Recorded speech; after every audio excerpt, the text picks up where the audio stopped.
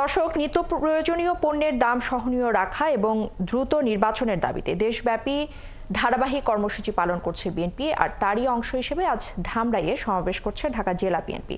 সমাবেশের প্রধান অতিথি হিসেবে বিএনপি মহাসচিব মির্জা ফখরুল ইসলাম আলমগীর। আর সমাবেশের আরও খবর জানাতে এই মুহূর্তে আমাদের সাথে যুক্ত হচ্ছেন সহকর্মী রহিম রুমন। রুমন, একটু জানাবেন বিএনপি নেতাকর্মীরা এই সমাবেশ ঘিরে কি বলছেন এবং মূল সমাবেশ ঠিক কখন শুরু হতে পারে? মির্জা ফখরুল ইসলাম আলমগীর যোগ দিয়েছেন কিনা সমাবেশে এখন পর্যন্ত? নেতৃবৃন্দ সামনে উপস্থিত, ঢাকা জেলার বিভিন্ন অঞ্চল থেকে আগত সংগ্রামী সাথী ভাই ও বোনেরা, আসসালামু আলাইকুম।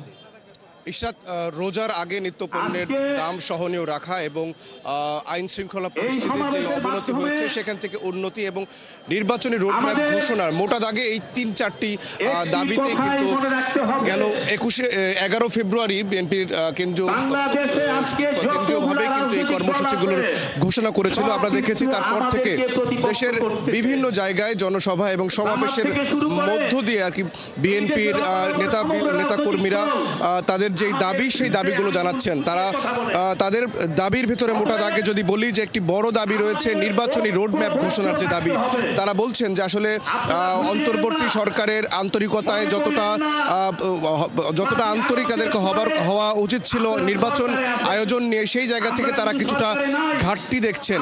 সেই জন্য কিন্তু আমরা দেখছি এই সমাবেশগুলোতে বিএনপি নেতারা একেবারেই নির্বাচনের যে রোডম্যাপ ঘোষণার তারা বলছেন যে টালবাহানা করা হচ্ছে। এছাড়া আপনি জানেন যে সারা দেশের আইন শৃঙ্খলা পরিস্থিতিও অন্তর্বর্তী সরকারের এই সময়ে কিন্তু বেশ অবনতিশীল। বিএনপির নেতা